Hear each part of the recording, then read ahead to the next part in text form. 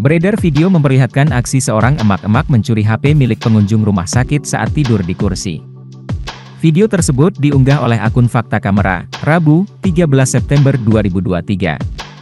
Dalam video memperlihatkan seorang emak-emak mengenakan hijab terekam CCTV mengambil HP milik pengunjung RSUD Meurasa, Banda Aceh.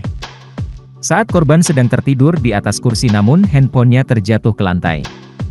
Ketika ibu itu lewat langsung mengambil HP tersebut, Selasa, 12 September 2023. Pemilik akun pun berharap bagi yang mengenal pelaku, harap disampaikan agar HP dikembalikan ke security RSUD Meurasa. Sontak setelah video tersebut diunggah menuai berbagai komentar dari warganet.